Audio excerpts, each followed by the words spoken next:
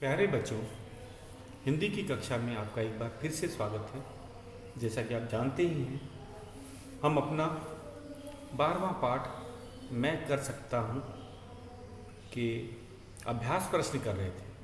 और अभ्यास प्रश्न में हमने भाषा से के अंतर्गत जो कि व्याकरण के प्रश्न हैं, हमने चौथा प्रश्न किया था, पाठ के अंतिम अनुच्छेद का शुद्धलेख लिख। तो अंतिम जो हमारा अनुच्छेद था उसमें बहुत से नए शब्द आए थे, इसीलिए ये कहा गया है। और मैं एक बार फिर से इसके जो नए शब्द हैं और उनका मैं उच्चारण कर देता हूँ, क्योंकि शुद्ध लेख लिखने के लिए सबसे ज़रूरी चीज़ होता है शुद्ध उच्चारण। अगर आप उच्चारण ही शुद्ध नहीं करेंगे या सुनेंगे तो आप गलत शब्द लिखेंगे। तो शुद्ध लेख की सबसे बड़ी ज़रूरत होती है शुद्ध उच्चारण। तो मैं अंतिम अनुच्छेद के जो शुद्धलेख के शब्द मैंने आपको लिखवाए थे उसको एक बार फिर से दोहरा देता हूँ, ताकि आप उसे लिख करके समझ जाए। तो शिक्षा, शिक्षा पहला शब्द है शिक्षा।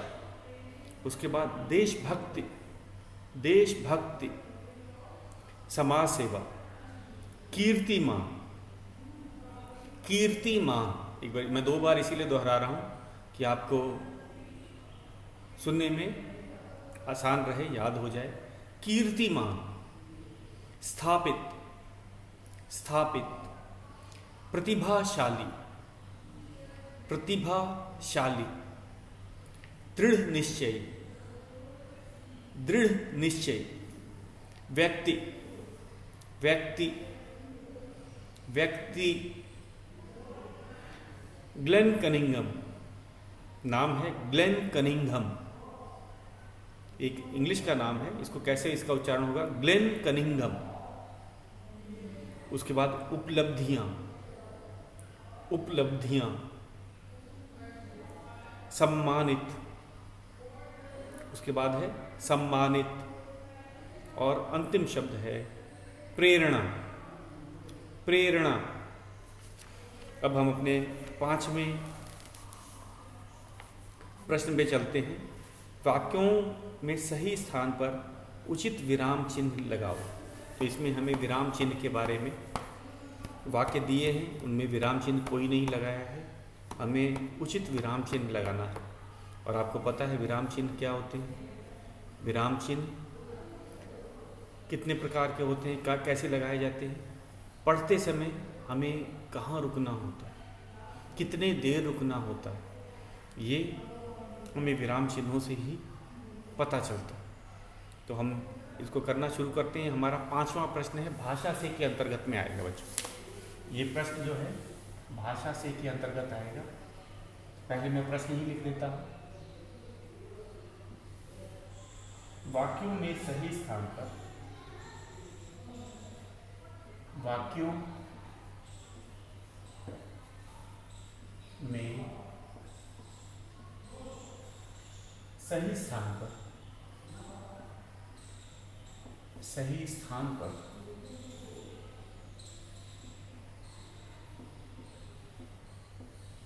सही स्थान पर उचित विराम चिन्ह लगाओ, उचित विराम चिन्ह लगाओ, विराम चिन्ह लगाओ।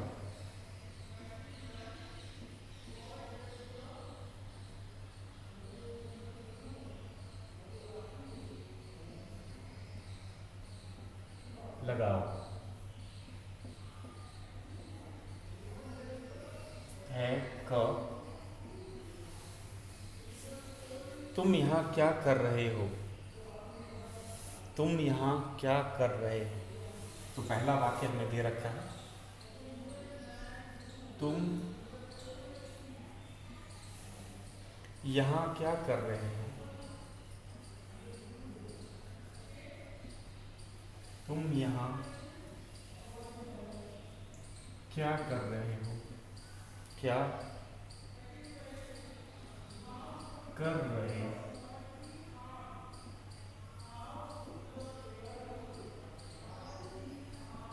हो। तो बच्चों, इसमें हमें विराम चिन्ह लगाना है। कौन सा? ये हो है। सबसे पहली बात है, यहाँ प्रश्न पूछा जा रहा है। आपने ध्यान दिया होगा, ध्यान से देखिए। यहाँ पे प्रश्न पूछा जा रहा है, तुम यहाँ क्या कर रहे हो, क्या लगा हुआ है। तो ये प्रश्नवाचक चिन्ह होगा। इंग्लिश में आप इसे क्वेश्चन मार्क कहते हैं, और हिंदी और इंग्लिश में जो क्वेश्चन मार्क या प्रश्नवाचक चिन्ह एक ही होता है, आपको पता ही है। तो हमने ये प्रश्नवाचक चिन्ह लगाया, हमने यहाँ पे प्रश्नवाचक चिन्ह लगाया। बाकी पूरा वाक्य सही है। तो इसमें विराम चिन्ह क्या है? प्रश्नवाचक चिन्ह हमें लगाना था। अब अगले वाक्य पे चलते हैं। ख, हमारा दूसरा वाक्य है, अरे यहाँ मत बैठो। अरे यहाँ मत बैठो, यहाँ मत बैठो। अरे यहाँ मत बैठो। तो बच्चों, यहाँ पे दो विराम चिन्ह हैं। सबसे पहली बात, विस्मयादि बोधक, ये हमने विस्मयादि बोधक लगा दिया। उसके बाद ये जो कही बात होती है उसे हम कॉमा में लगाते हैं। उसके बाद में पूर्ण विराम। पूर्ण विराम जो है वो खड़ी लाइन की तरह होता है, आपको पता ही है। अगला है ग। ग है, मुझे आइसक्रीम चॉकलेट चिप्स कतई पसंद नहीं है। तो मैं पहले वाक्य लिख देता हूँ। मुझे आइसक्रीम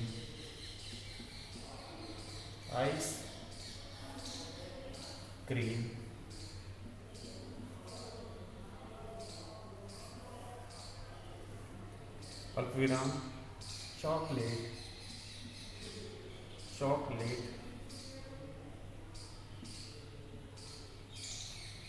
फिर अल्पविराम चिप्स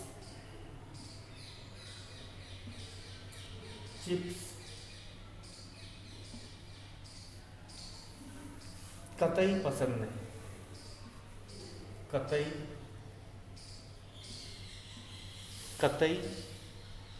पसंद नहीं।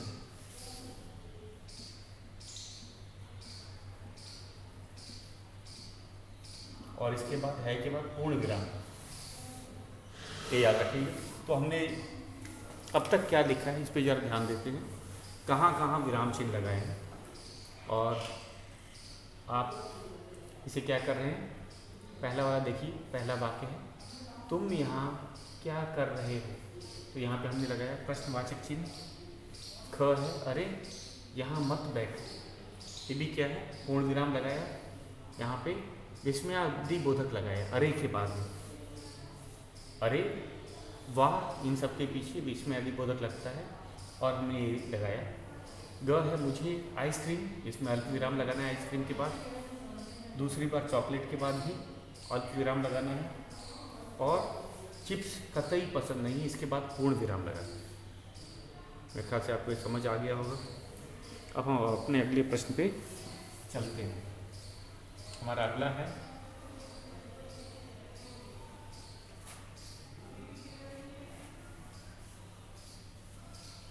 हमारा अगला प्रश्न है घ।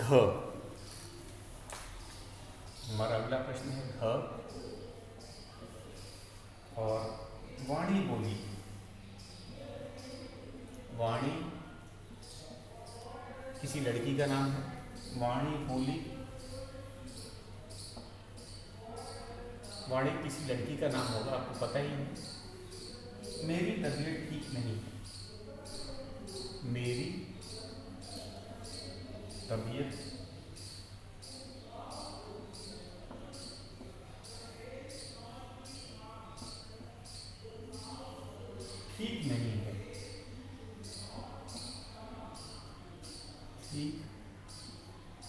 नहीं है।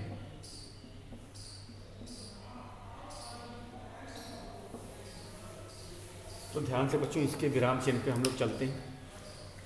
जैसा कि मैंने आपको बताया, वाणी बोली, वाणी किसी लड़की का या किसी महिला का नाम होगा। मेरी तबीयत ठीक नहीं है, किसकी कही बात है? वाणी की।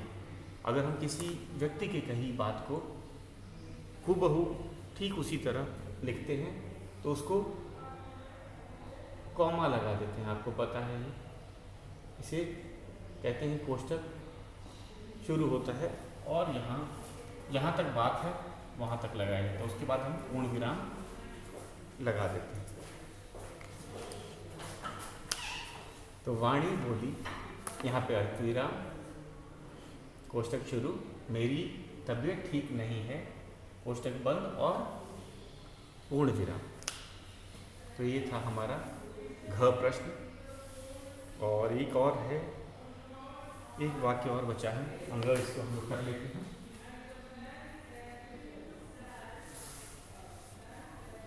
राम दिन रात मेहनत करता है। राम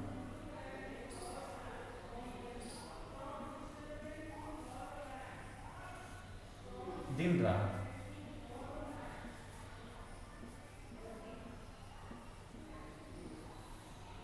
मेहनत करता है।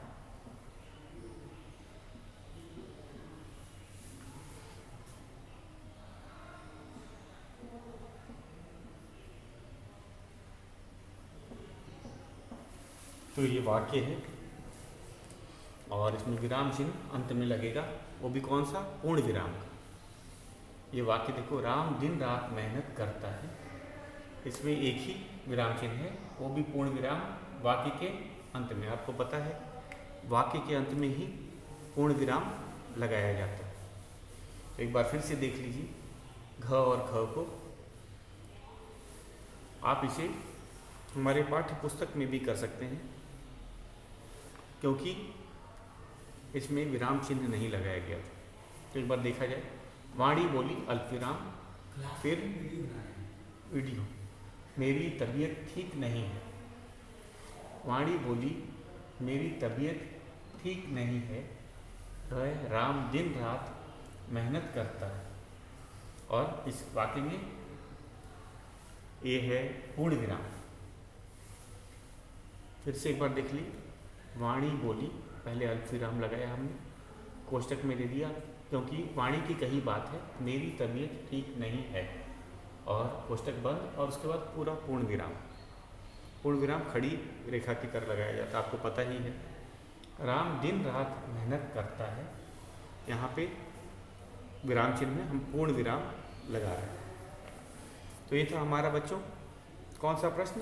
5वां प्रश्न। ये भी हम पाठ्य पुस्तक में करेंगे। अब हम अपने छठे और अंतिम प्रश्न पे चलते हैं, जो कि व्याकरण से संबंधित है। उसके बाद एक है अब करने की बारी, वो अलग प्रश्न है। तो हम अपने छठे प्रश्न पे चलते हैं। भाषा से के अंतर्गत अपना छठा और अंतिम प्रश्न। तो भाषा से के अंतर्गत में वो सब व्याकरण संबंधित ही प्रश्न पूछे जाते हैं, आपको पता ही है।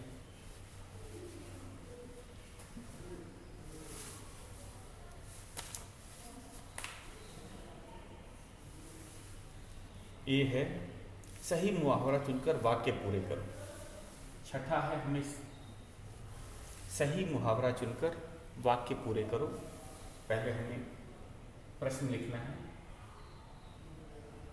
सही मुहावरा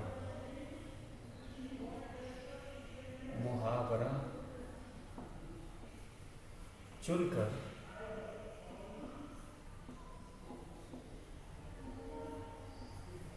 वाक्य पूरे करो।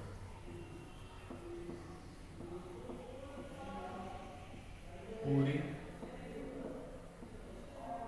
करो। और हमें मुहावरे दे रखे हैं, तो पहले मुहावरों को लिख लेते हैं और उनका अर्थ समझ लेते हैं। सबसे पहली बात, मुहावरे जो होते हैं उनका शाब्दिक अर्थ न देकर कोई और अर्थ होता है। अगर आप मुहावरों को नहीं समझे अगर आप मुहावरों का अर्थ नहीं समझे हैं तो आप ये प्रश्न नहीं कर सकते, ना ही वाक्य बना सकते। तो मुहावरे क्या होते हैं? वे शब्दों का समूह जो कि हमें कोई अलग अर्थ देता है। इसमें शाब्दिक अर्थ की बात नहीं की जा रही। तो मुहावरे शब्दों का समूह होता है जो शाब्दिक अर्थ न देकर कोई और अर्थ हमें बताता है, उन्हें मुहावरे कहा जाता है। अब तो इसीलिए जो अर्थ लिखा होता है वो अर्थ नहीं होगा, शाब्दिक अर्थ नहीं है। जो शब्द दिया है उसका अर्थ नहीं है, उससे हट कर के कोई अलग अर्थ होता है। तो यही समझने वाली बात है। तो मैं शुरू करता हूँ। पहला मुहावरा है रंग लाना।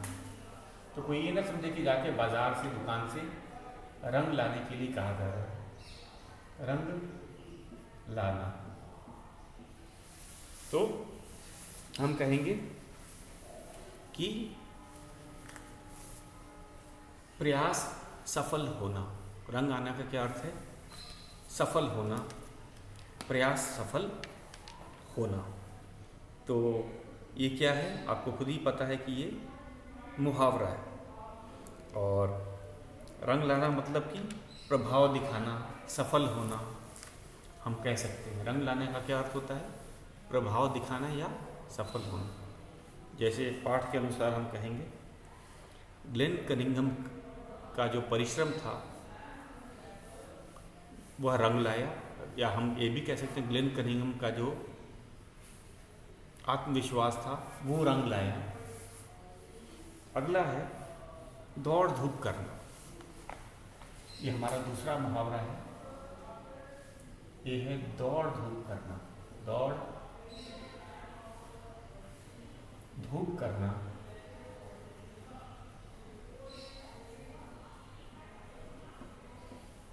दौड़ धूप करना इसका है परिश्रम करना, भाग दौड़ करना। तो दौड़ धूप करना मतलब काफ़ी परिश्रम करना या फिर भरपूर कोशिश करना, भरपूर प्रयास करना, भरपूर कोशिश करना। तीसरा है जी जान से जुटना। तीसरा मुहावरा है जी जान से, जी जान से जुटना। जुटना तो ये इस मुहावरे का अर्थ होता है पूरी तरह से किसी कार्य के लिए समर्पित हो जाना, भरपूर प्रयास करना, परिश्रम करना। ये सब सभी सही हैं। जी जान से जुटना का अर्थ होता है भरपूर प्रयास करना, परिश्रम करना। अगला है आंखों के आगे अंधेरा छा जाना। हमारा चौथा मुहावरा है आंखों के आगे, आंखों के आगे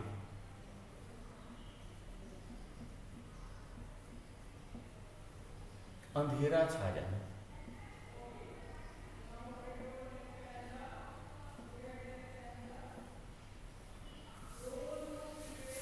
अंधेरा छा जाना, आंखों के आगे अंधेरा छा जाना। छा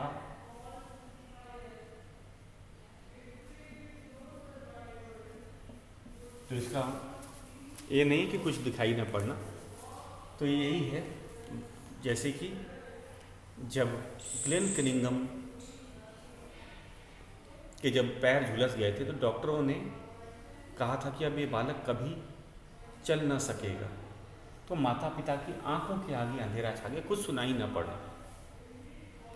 इसमें जब आदमी को सदमा लगता है, धक्का लगता है, तो हम कहेंगे कुछ सुनाई ना पड़ना। इसका अर्थ होता है आंखों के आगे अंधेरा छा जाना, कुछ सुनाई ना पड़ना इसका अर्थ है। आंखें फटी रह जाना, आश्चर्यचकित रह जाना। कभी आंखें फट तो नहीं सकती, तो इसका ये हमारा अंतिम मुहावरा है आंखें फटी रह जाना। आंखें फटी रह जाना, फटी रह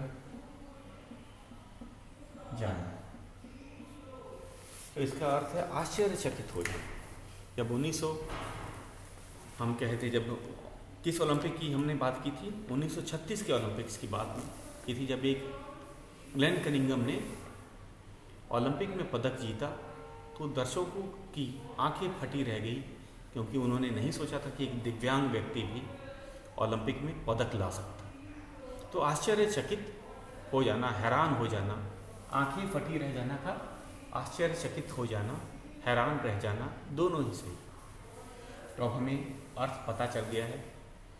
हमने अर्थ क्यों पहले बताया, क्योंकि मुहावरे जो होते हैं उनका जो अर्थ होता है, जो लिखे हुए शब्द होते हैं उनके उस शब्द के अर्थ से अलग हट के अलग अर्थ होता है। मैंने आपको बताया था ये शब्दों का समूह होता है, जैसे रंग लाना शब्दों का समूह है, और इसका ये अर्थ नहीं है कि जाके बाजार से, दुकान से या घर से रंग लाने के लिए कहा जा रहा है।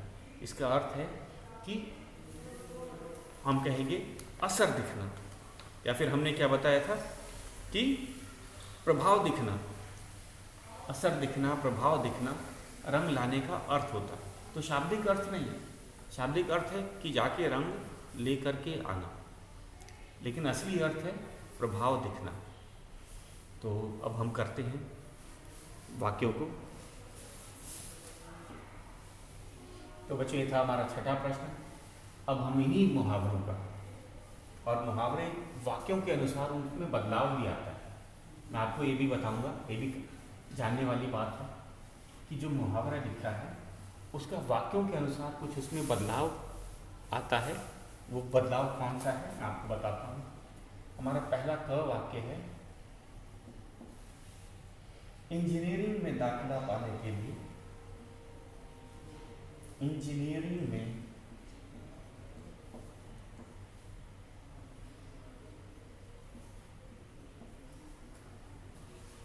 इंजीनियरिंग जो इंजीनियर्स जो बनते हैं वो इंजीनियरिंग कॉलेज में जाते हैं, और दाखिला का अर्थ होता है उसमें एडमिशन। दाखिला हिंदी का शब्द है, अर्थ होता है एडमिशन।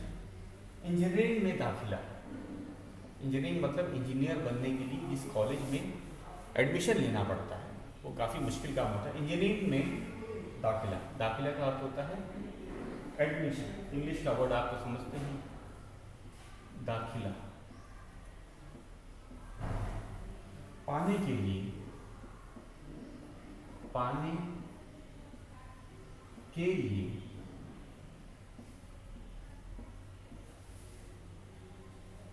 वह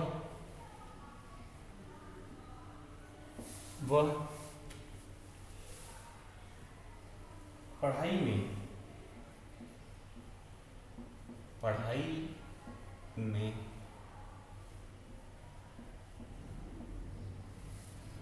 जी जान से जुट गया।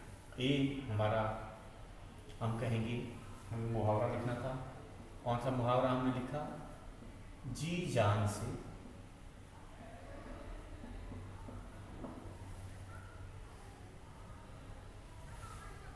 जुट गया।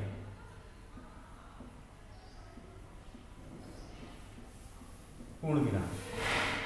फिर से इसको एक बार फिर से आपको समझा देते हैं, ध्यान दीजिए कहाँ इसमें बदलाव आया।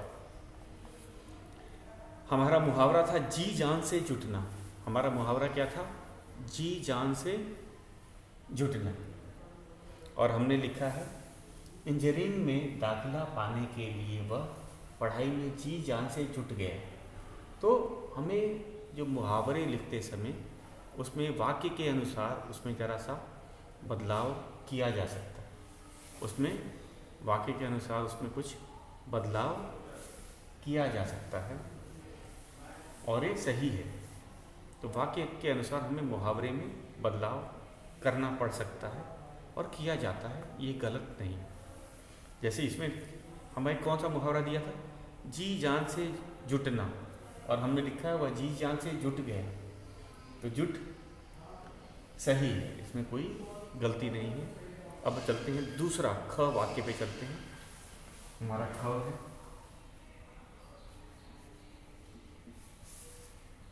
उसकी मेहनत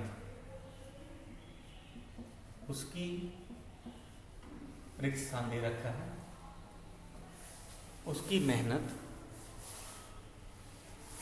उसकी मेहनत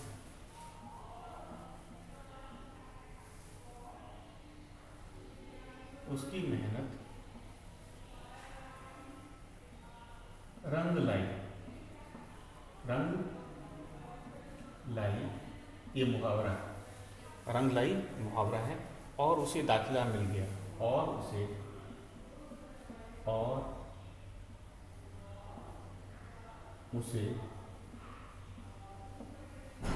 दाखिला मिल गया।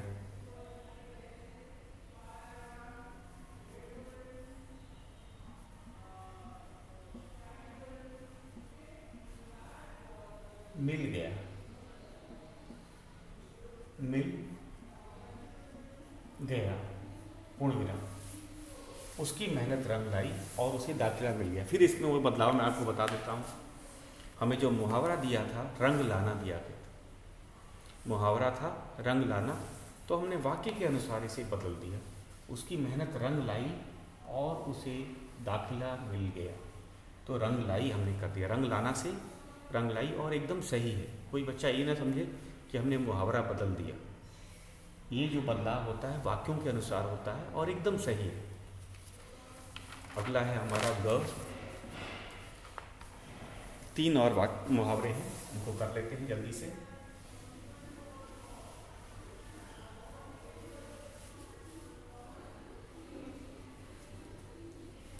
हमारा तीसरा है ग।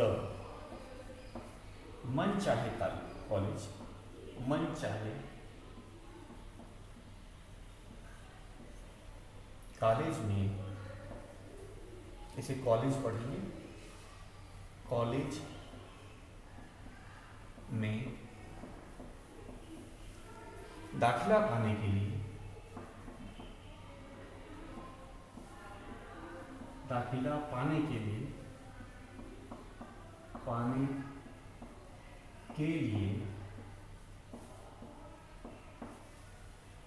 उसे बड़ी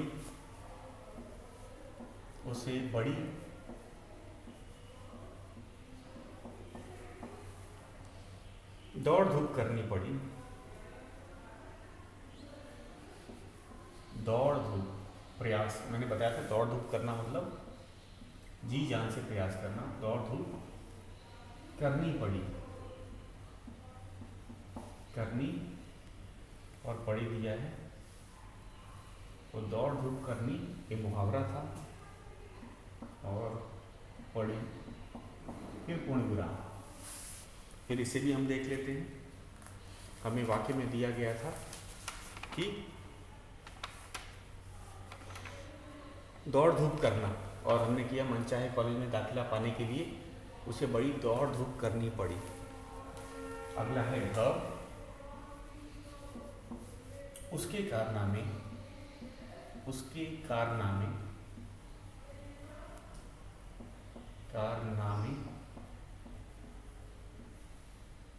देखकर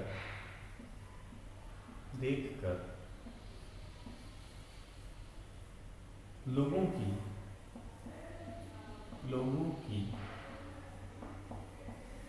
आंखें फटी रह गई। ये मुहावरा है, आंखें फटी रह गई, पूर्ण विराम। तो आंखें फटी रहना ये मुहावरा था। तो इतना वाक्यों में बदलाव किया जा सकता है। और एक हमारा अंतिम वाक्य है, उसको भी हम कर लेते हैं।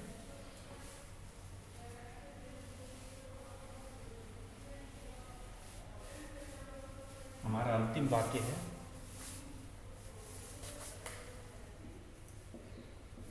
डॉक्टर बेटे का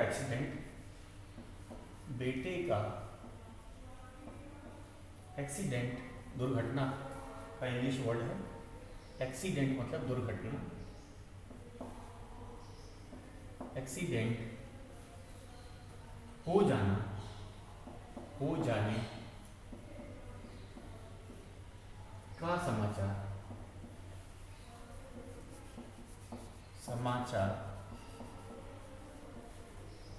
सुनकर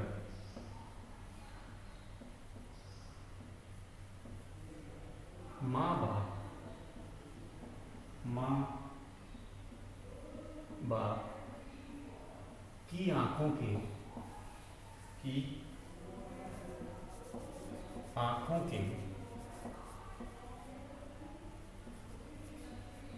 आगे अंधेरा छा गया।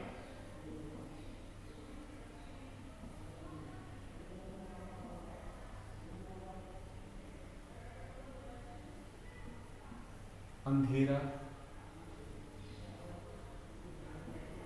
छा गया।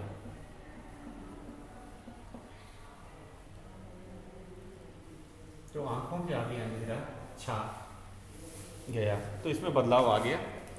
हमें क्या दिया गया था बच्चों? इसमें दिया गया था आंखों के आगे अंधेरा छाना, तो हमने लिखा है आंखों के आगे अंधेरा छा गया, वाक्य के अनुसार बदलाव किया। बेटे के एक्सीडेंट हो जाने का समाचार सुनकर माँ बाप की आंखों के आगे अंधेरा छा गया। तो आंखों के आगे अंधेरा छा गया। तो बच्चों ये हमारा आज भाषा से के अंतर्गत प्रश्न पूरा हो चुका है। अब करने की बारी जो बचा है उसे हम कल करेंगे। तो आज के लिए बस इतना ही।